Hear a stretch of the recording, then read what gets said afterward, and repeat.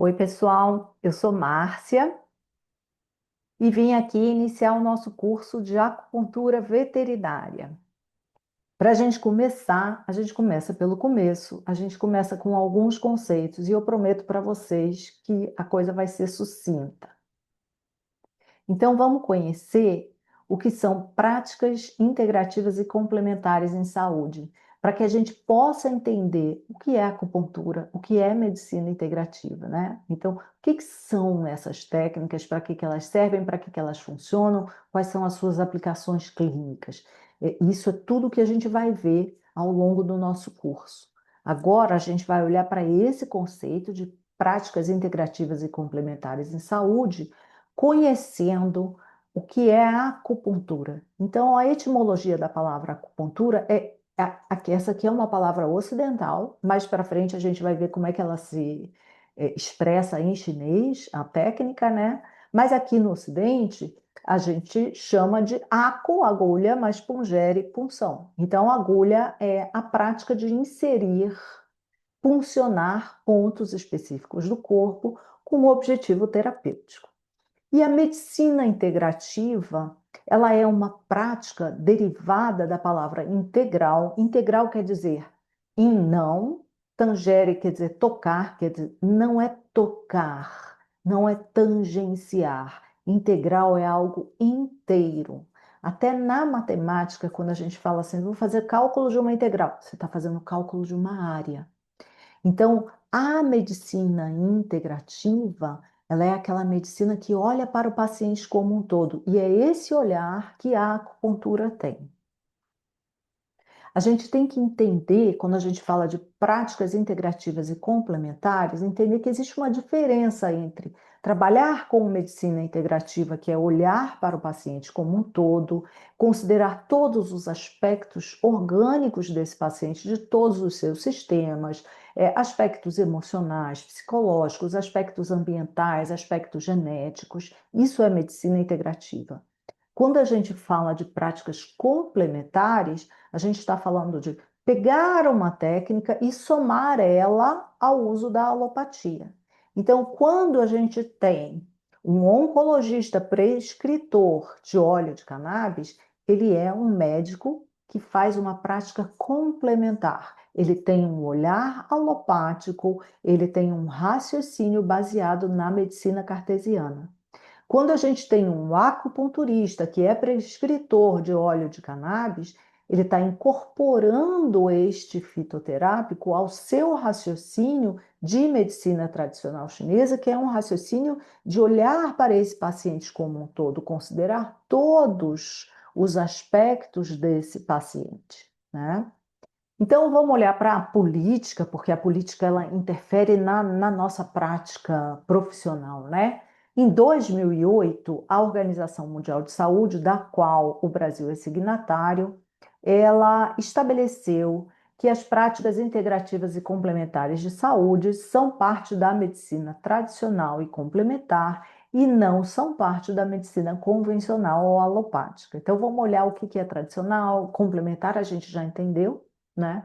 A gente já vai entender o que é tradicional, né?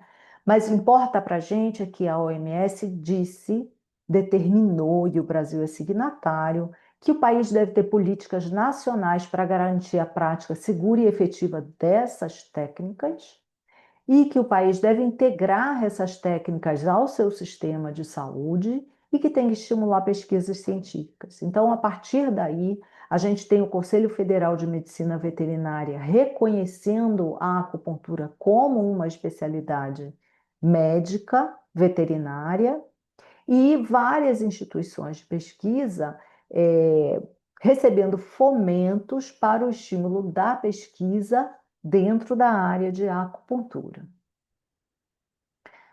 Bom, o que a gente tem, esse painel no mundo? No mundo, a gente vê que não tem estatística no Brasil. Então, a gente olha para a estatística do mundo, a gente vê que 38% dos adultos nos Estados Unidos usam práticas integrativas e complementares de saúde.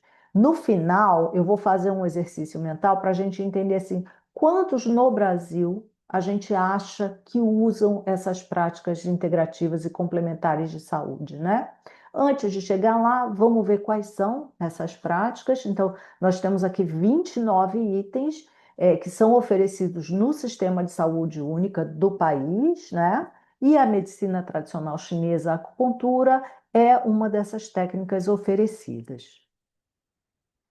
Vamos conhecer esses grupos e sempre pensando assim, eu uso essa técnica, o meu vizinho usa, para a gente tentar chegar nessa estatística de quantos no Brasil poderiam estar usando as práticas integrativas e complementares de saúde, né? Então, o primeiro grande grupo são os produtos naturais, que são basicamente suplementos dietéticos, fitoterápicos, vitaminas, minerais, amplamente utilizados na medicina veterinária, né? Mas agora, para o nosso olhar de acupunturista, o que que a gente vai usar dentro desse grupo? A gente vai usar a fitoterapia chinesa.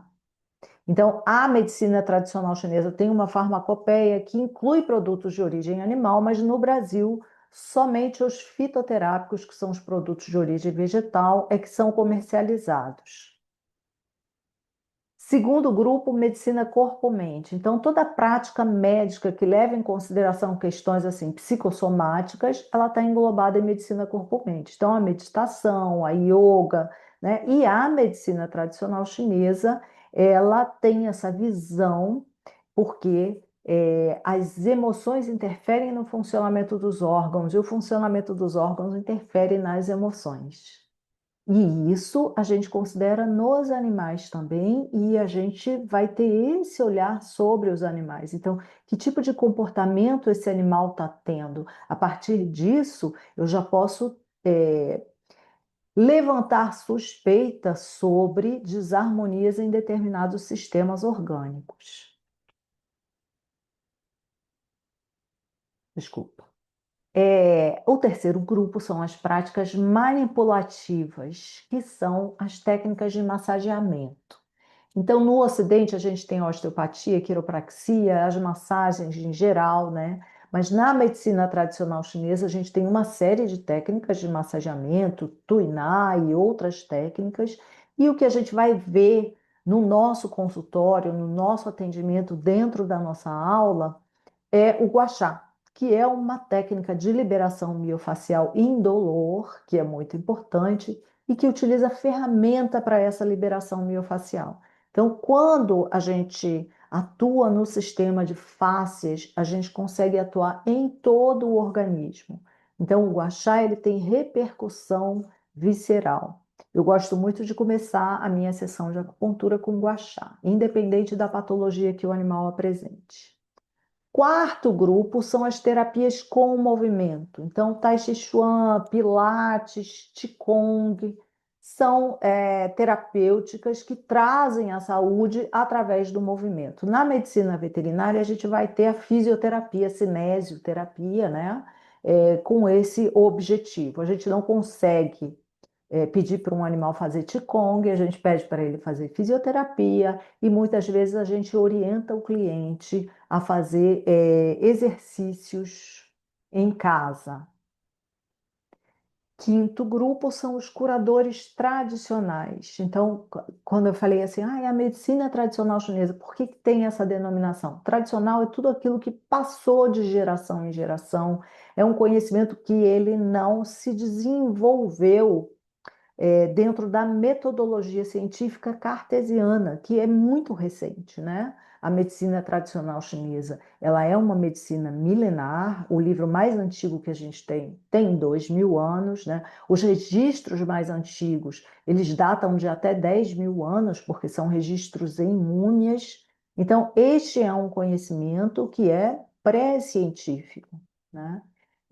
E a gente utiliza todo esse conhecimento de medicina tradicional chinesa na abordagem do nosso paciente. E aí é importante para a gente que está começando, a gente vai usar uma linguagem que é uma linguagem muito peculiar. Sexto grupo, das medicinas holísticas. Holismo quer dizer o todo, ver o paciente como um todo, considerar aspectos psicológicos, físicos, sociais, genotípicos, de estilo de vida, ambientais. E a medicina tradicional chinesa, ela tem este olhar sempre, E aí, dentro do consultório, que a gente vai ver a anamnese, ela nunca vai se prender somente àquela queixa principal trazida pelo cliente. Então, todos os dados são importantes. Por exemplo, a gente considera a epigenética. Pode, em algum momento, ser que a gente faça uma pergunta sobre como foi a gestação desse paciente. Isso é olhar o indivíduo como um todo.